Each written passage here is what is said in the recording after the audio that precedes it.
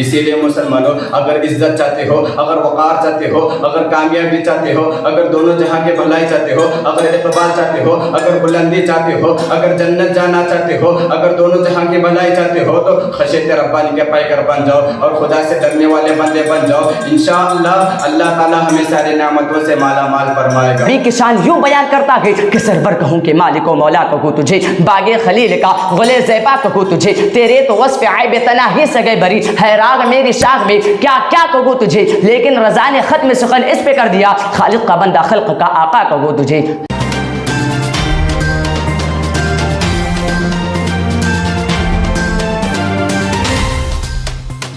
السلام علیکم ورحمۃ اللہ تعالی وبرکاتہ۔ نحمدہ ونصلی ونسلم علی رسولہ الکریم، اما بعد۔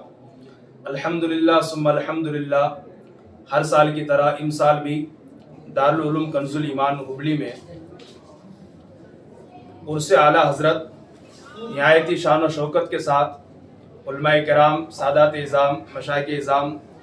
کی نگرانی میں اور بالخصوص حضرت حافظ و قاری عبد المجید صاحب قبلہ کی صدارت میں نہایت عظیم الشان طریقے پر بنایا گیا، جس میں الحمدللہ شہر ہبلی کے کافی ائمہ کرام نے، علماء کرام نے شرکت کی سعادت حاصل کی اور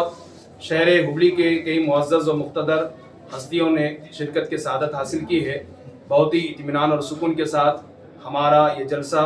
کامیاب رہا الحمدللہ۔ ساروں نے مسرت اور خوشی کا اظہار کیا ہے اور بہت سارے ہمارے ارکان نے بھی شرکت کی سعادت حاصل کی ہے۔ خصوصیت کے ساتھ ہمارے حافظ و قاری ارشاد رضوی صاحب قبلہ ہیں اور حافظ و قاری سید فضل الدین صاحب قبلہ ہیں اور دیگر رفقائے کار نے الحمدللہ آج کے جلسے میں شرکت کی سعادت حاصل کی ہے۔ اور یہ ادارہ الحمدللہ صرف اور صرف علماء کرام ائمہ اعظام کے زیر نگرانی میں چلتا ہے اور 120 طلبہ یہاں پر ماہ قیام و تام کے دینی اور عصری تعلیم حاصل کرتے ہیں اور سال گزشتہ بڑے عظیم الشان پیمانے پر اس کا جشن دستاری حفظ بھی ہوا ہے، جس میں بریلی شریف سے مرکز سے حضور قائد ملت حضرت علامہ مولانا مفتی اسدد رضا صاحب قبلہ کی آمد ہوئی تھی۔ آپ تمام ناظرین سامعین سے گزارش ہے کہ مزید اس ادارے کی ترقی کے لیے، اس ادارے کے عروج کے لیے آپ ہمیشہ دعا کرتے رہیں، اس کا تعاون کرتے رہیں اور ہمیں مفید مشوروں سے نوازنے کی بھرپور کوشش کرتے رہیں۔ جزاکم اللہ خیر۔ الحمدللہ اس ادارے میں 120 بچے ماہ قیام و طعام کی دینی اور عصری تعلیم حاصل کرتے ہیں۔ اور عام کا انتظام بھی جی الحمدللہ کھانے کا معقول اہتمام ہے، صبح کا ناشتہ دیا جاتا ہے، دوپہر اور رات میں کھانا بھی دیا جاتا ہے۔ عصری تعلیم کہاں سے کہاں تک؟ عصری تعلیم یہاں پر الحمدللہ 10ویں تک ہے اور 9th میں بٹھا کر، 8th میں بٹھا کر اور 10th میں بٹھا کر مزید اگر آگے بچہ پڑھنا بھی چاہتا ہے تو اس کی رہنمائی کی جاتی ہے۔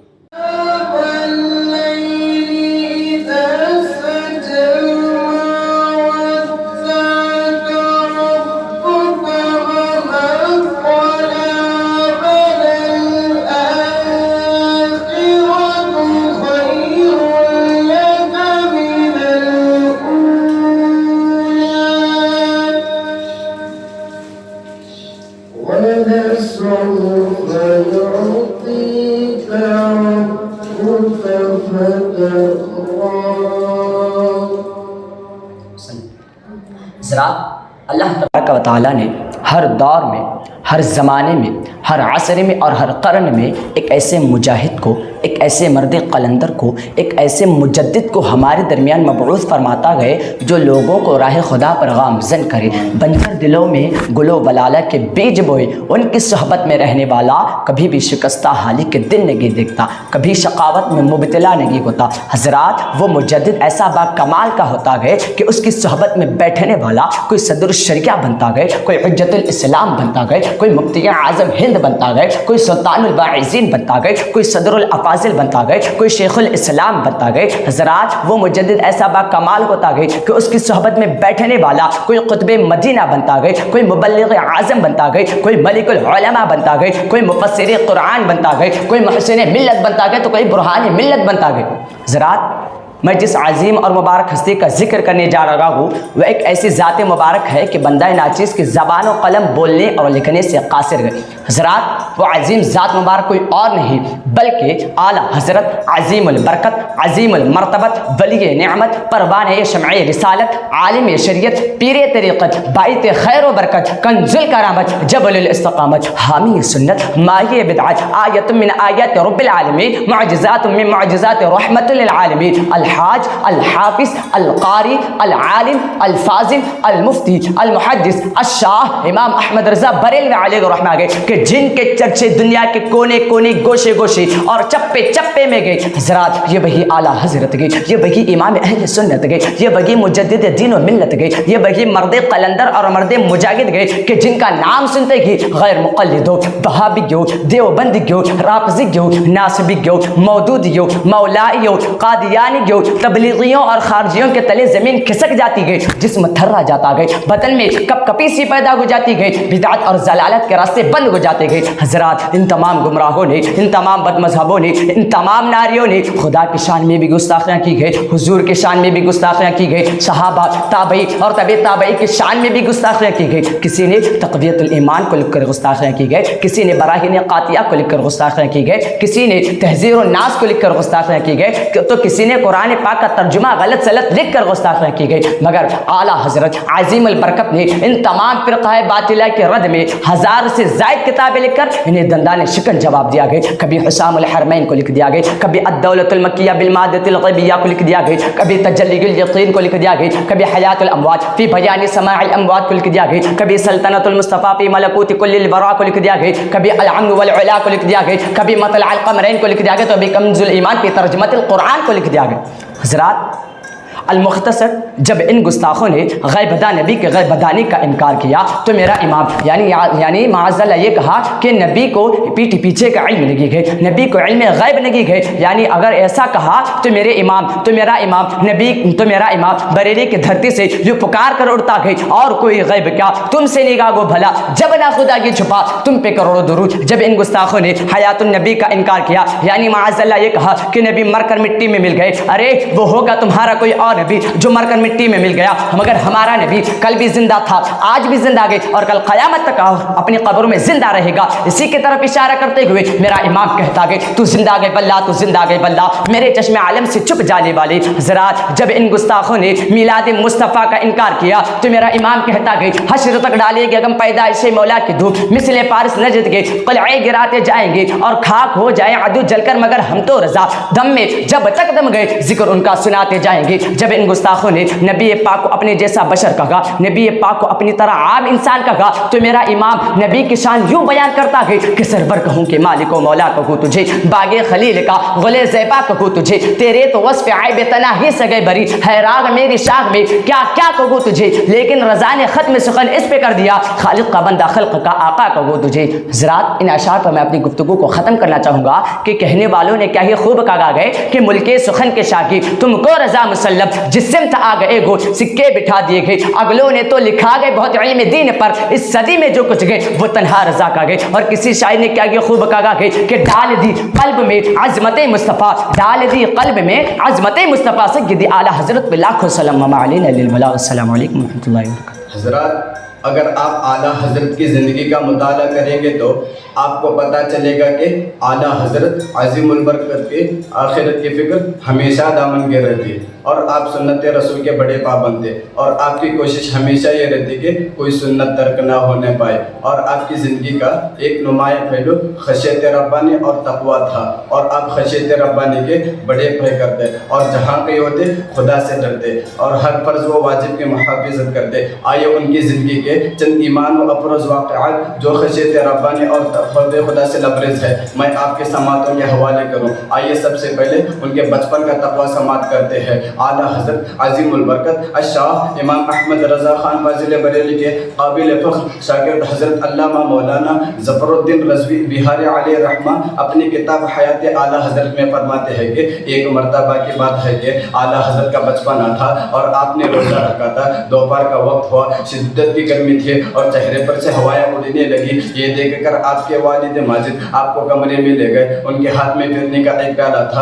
اور ابو جان نے اب سے کہا کہ بیٹا اس پھرنے کو پی لو. پھر والد صاحب بیٹا اس پھرنے کو پی لو, تو آپ نے فرمایا کہ ابو جان میں تو ابھی روزے سے ہوں. پھر والد صاحب نے فرمایا کہ بیٹا احمد رضا میں جانتا ہوں کہ بچپن کا روزہ اسی طرح ہوتا ہے. میں نے کمرہ بند کر دیا ہے, نہ کوئی آ سکتا ہے, نہ کوئی جا سکتا ہے, نہ کوئی دیکھ سکتا ہے. تم پی لو. اللہ اللہ اتنا سننا تھا کہ برجستہ اعلیٰ حضرت نے فرمایا کہ اے میرے والد محترم, میں جانتا ہوں کہ آپ نے روزہ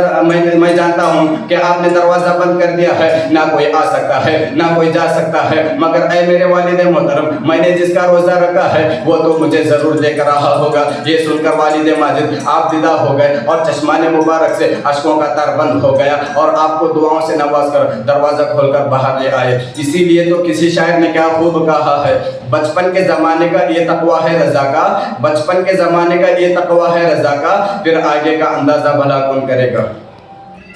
حضرات, اعلیٰ حضرت کے تقویٰ اور پرہیزگاری اور فرائض و واجبات کی پابندی کا حال یہ تھا کہ سخت گرمی اور شدت میں بھی آپ رمضان المبارک کے روزہ رکھا کرتے تھے. چنانچہ آپ کی زندگی کا آخری رمضان 1339 میں تھا. اس وقت ایک تو بریلی شریف میں سخت گرمی تھے اور عمر کا آخری حصہ تھا. ذوق اور مرض دونوں شریعت کو اختیار کر چکے تھے. ایسی صورت میں رسول کریم صلی اللہ علیہ وسلم کی شریعت پاک یہ اجازت دیتی کہ اگر شیخ بانی ہو, یعنی ایسا بوڑھا جو نہ چل سکتا ہو, نہ پھر سکتا ہو, نہ روزہ رکھ سکتا ہو, نہ نماز پڑھ سکتا ہو, ایسے شخص پر روزے کے بدل فدیہ ادا کرے. مگر اعلیٰ حضرت کا فتویٰ اپنے لیے فتویٰ نہیں بلکہ کچھ اور ہی تھا, جو در حقیقت فتویٰ نہیں بلکہ تقویٰ تھا. اور آپ نے اپنوں سے فرمایا کہ سخت گرمی کے سبب بریلی شریف میں روزہ رکھنا میرے لیے ناممکن ہے, مگر پہاڑوں پر بہت ٹھنڈی ہوتی ہے, وہاں سے بہتی نالی بہت قریب ہے, میں وہاں جانے پر قادر ہوں, مجھے وہاں پہنچایا جائے. اعلیٰ حضرت عظیم البرکت الشاہ امام احمد رضا خان فاضل بریلوی علیہ رحمان کو وہاں پہنچایا گیا